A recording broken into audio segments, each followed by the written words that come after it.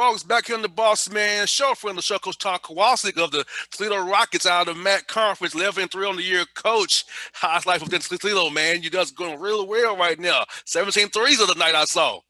Oh, JR, it's nice to be with you again. And yeah, we can shoot that thing. We got some guys that we can spread the floor, and we got a very skilled team. We've had some injuries. Our starting center, AJ Adu, is out for the year, and he's a very, very good player. But so we're not playing with a true post players. We're playing with really five perimeter guys that can all shoot it. And it's been a fun way to play, a fun way to coach, and certainly our team is showing that we're pretty good. How's the adjustment, Coach, losing AJ? Say you're anchor on your defensive end there, your post guy, and now playing five out, shooting threes was very fun to watch. But how's it for you guys kind of adjust losing him game two until now? Well, it's been different. I said to our local media, we've really kind of had to reinvent ourselves twice this year already, which in college basketball, as you know, is not very normal. You go through the first 40 practices, going back from end of September. We had 40 practices, and we think we got a really good team. AJ, as you remember, is one of the more talented post players in mid-major basketball. He's a good player. Oh yeah, elite defender. Offensively, he's getting better, but he's a very good player. And then he last year he was out with an ACL, and then just an unrelated meniscus tear about 5 minutes into the Oakland game, which is our second game of the year. So we had to reinvent ourselves on the fly. We played Xavier the next day, and we kind of adjusted. We played with our backup five men, two guys, Luke Marenka and Jonathan Kumunga, who both probably aren't ready for starter minutes, and both were really recruited to be AJ's backup. And then we played at Marshall on December 16th. So we kind of weathered the storm for 2 weeks, and then December 16th, as you know, the NCAA changed that immediate eligibility waiver and allowed all transfers to be eligible. So at 5:20 or 5:30, before we played at Marshall at 6 p.m., literally we're in warm-ups, and we would get word that JT Shoemate, who's a 6'7" four-man transfer, Division II transfer from Walsh, a good player, really active, really long, but he's not a center.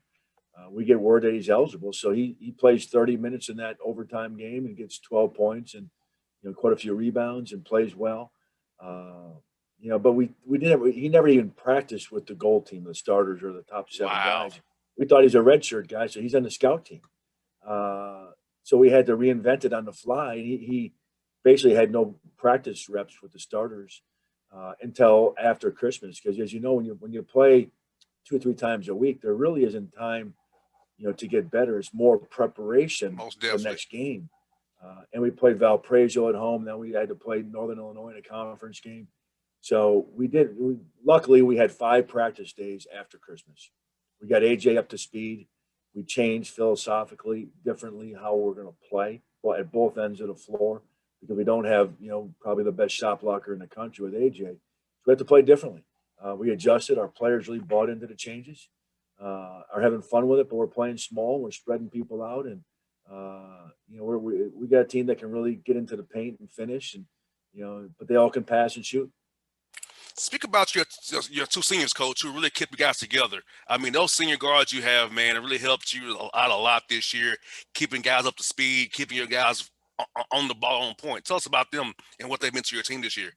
Well, I got 2 really good senior guards, and that's, as you know, that might be the most important thing in all of college basketball, to have really good guard play.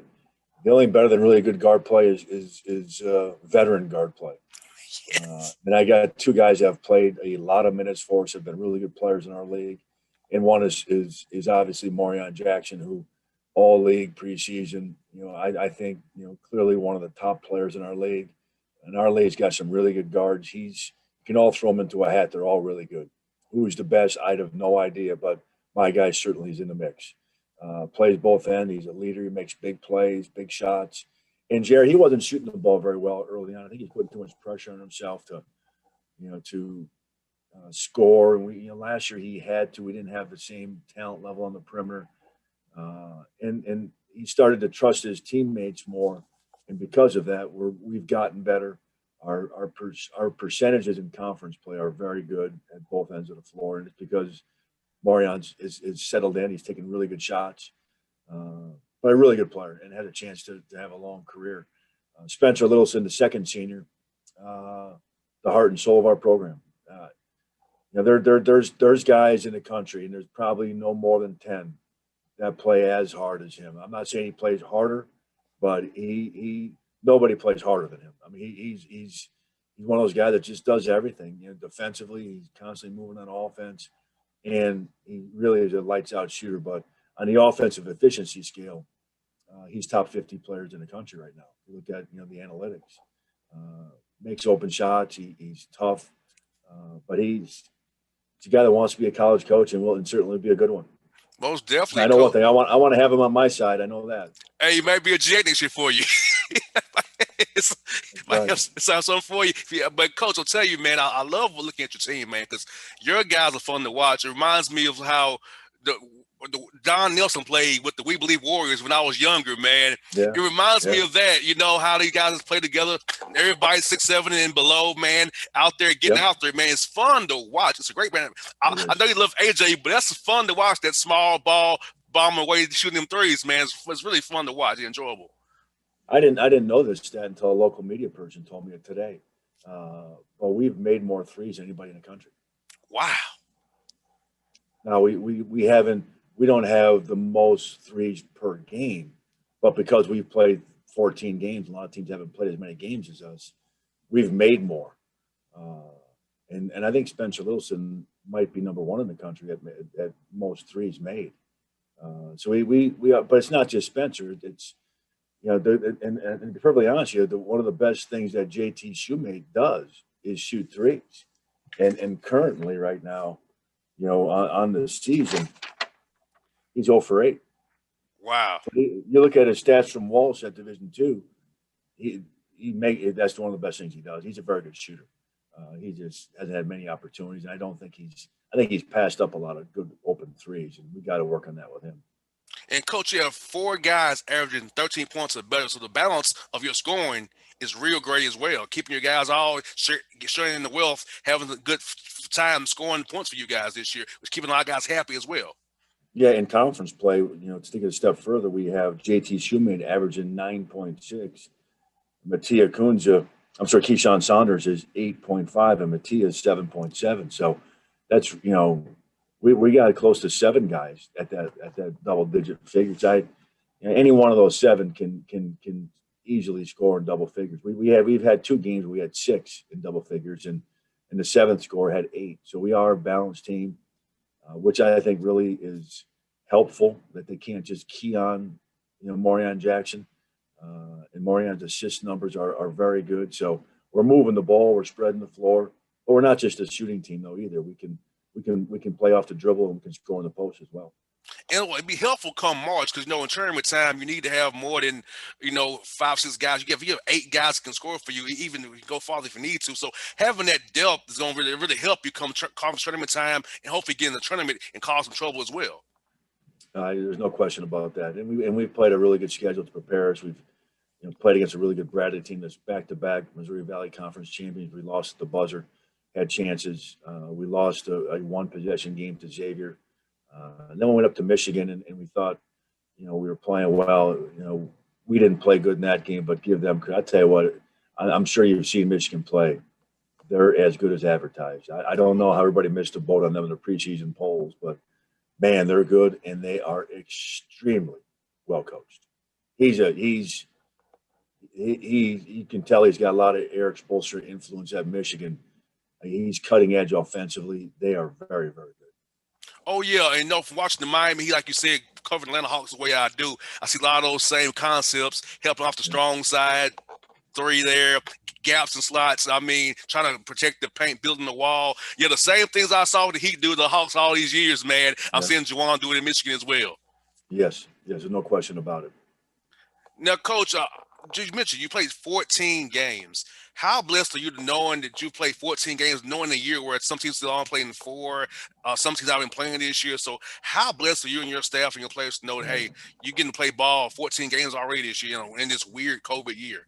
Yeah, we are blessed, but I give Brian Jones, our trainer, Roger Cruz, our team physician, the plan that they put into place for our athletic department and the Mid-American Conference is exceptional. And we've been very transparent about it. A big reason why we played 14 games. We had 8 players and myself all get it together in October. We've all had it, so we're still in the 90 days. So that's a big reason why. And we've also, the guys that haven't had it, they've been, everybody's been very safe. We're doing a good job of doing what we're supposed to with masks on. But the one thing I'll tell you about that whole thing, and what I learned is, some people, when you get it, look at you, well, what'd you do wrong? Some people do everything right, and they can be unbelievably safe and just come into contact with an asymptomatic person, and you get it, and it comes to your team that way. But I think we've been really safe, and even though we've been really safe, I think I was really safe. I still got it, and I respect the heck out of that virus. I'll tell you that. I was gonna ask you about that, Coach. How's your recovery been, and how you feeling these days? I feel great.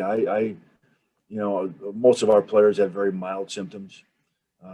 I had probably 3 days of pretty severe fever. I never had anything respiratory at all.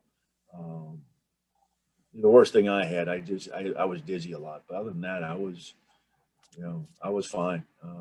I feel for the people that have gone through worse, and obviously the individuals, that are no longer with us and their families. And Coach, also this summer, been away from your guys. I know you love your guys, man. So having to be more of a father figure, or brother, a mentor, a counselor, how was that process when you don't have the guys you can touch them every day? You can do it via Zoom, FaceTime, and text, and kind of keep your guys' minds fresh and not let negativity take them over, and then them succumbing to negativity, and it all going on around us this summer. Yeah, March through July was probably the worst for our program, simply because we couldn't have guys on campus. Once they came back in July, it was a breath of fresh air. They needed to get out of the house, get away from their families a little bit. They got cooped up, and to be around their teammates and work on what they really want to do. And it was great to get them back. I think our university's done a really good job of trying to protect our students. But it's still it's been a different year. But I was talking with a local writer today, and it's almost like we as college coaches are on sabbatical. We have so much time right now, and it's we're not out recruiting. We're not allowed to. We're not allowed to go to fundraisers. We're not allowed to go meet with donors for the most part. So how much film can you watch? I mean, I think you can overdo it. So my staff, we practice at 9 o'clock in the morning.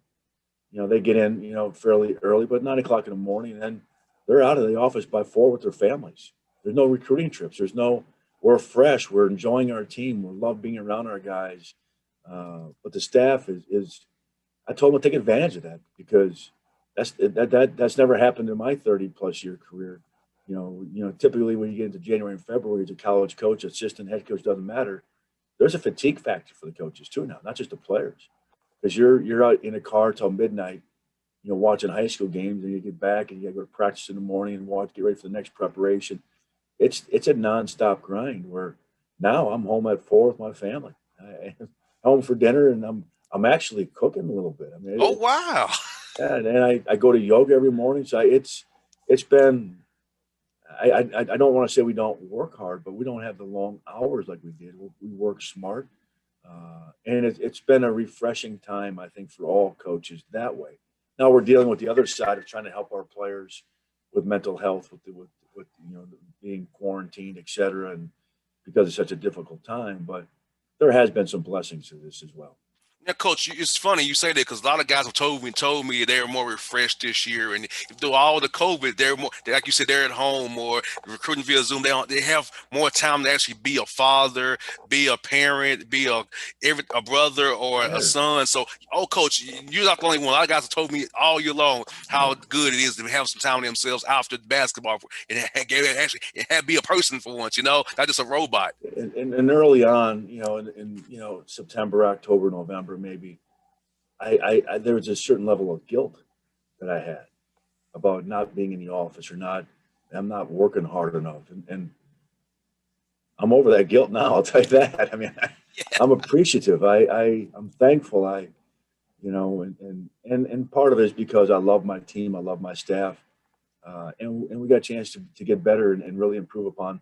I think we're a good team now, but I think we can get a lot better. Now, Coach, you keep Zoom a part of your recruiting going forward. I know some guys told me they will. Some guys don't want to use it as much as they are right now. So, what is your stance on using Zoom to recruit right now? With something you keep doing in the future? I think Zoom and FaceTime are tremendous. I try to, with recruits, do more FaceTime than I do calls, simply because I think it has a more of a personal connection when you see their face, look them in the eyes. Um, and we'll see what happens. Obviously, going forward with recruiting, how many days we're allowed out. There's a lot of questions whether or not they're going to reduce the days. I have a feeling that they will for cost saving measures. And I think administrators are also looking at this thing, saying you can be efficient, at half the days and half the cost and save some money, which every university, is probably looking to cut corners in those ways.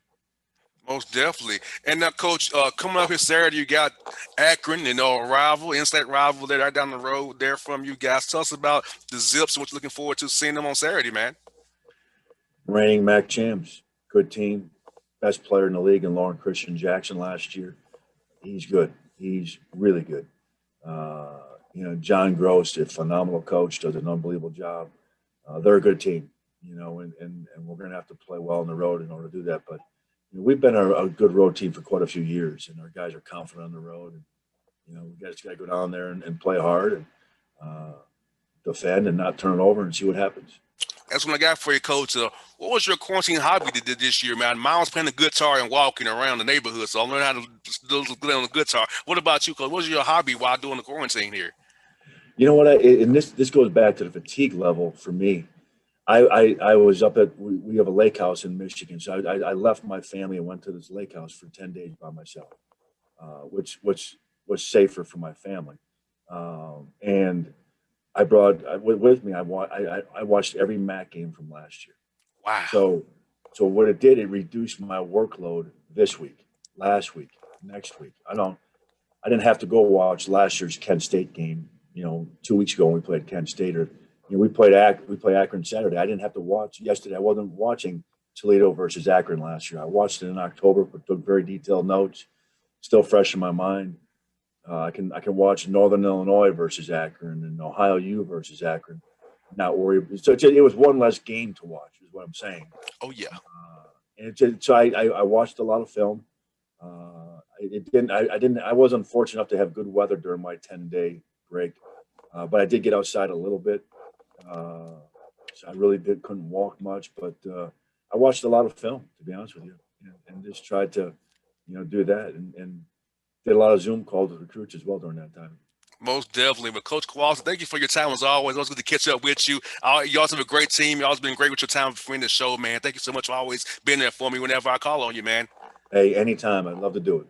Thank you, Coach. The opportunity. Anytime, okay, Coach. Be blessed. And I'll talk to you real soon. You too. Thanks, man. All right.